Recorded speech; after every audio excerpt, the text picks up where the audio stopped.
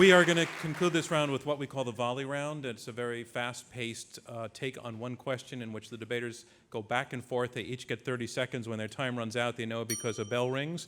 They have to stop talking at that point, and that's when the other guys start talking.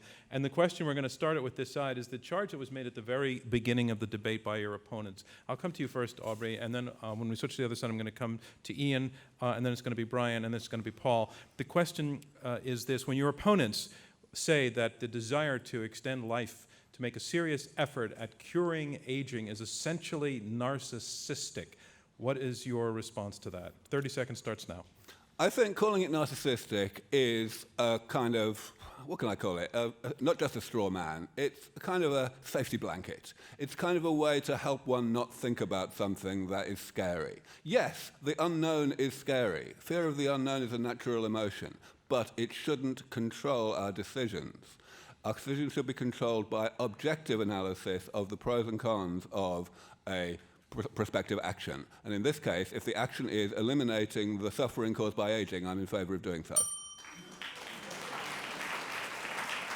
I think there is underlying this whole kind of culture about abolishing death, a kind of narcissism. It's a kind of consumerism as well, that we become, as it were, consumers of our own lives. That we go look around a shopping mall and pick up a new character or a new capacity or new vices and virtues. This seems to be an essentially consumerist model of what it is to live a life, and we should fight it. Thank you. Brian Kennedy. I'm not the sensationalist. You know, I'm the small, practical guy trying to keep you healthy longer. And I just have to say that if you look at the demographics right now, there's nothing narcissistic about keeping people healthy when there's going to be 25% of the population over the age of 65. We can improve quality of life and provide economic benefit at the same time in this half of this century, and we should be doing it. Paul Wolfe. My esteemed opponents have never once addressed the question of whether a desire to live longer is narcissistic. Every time they talk about it, they say the desire to be healthy isn't narcissistic. I agree with them.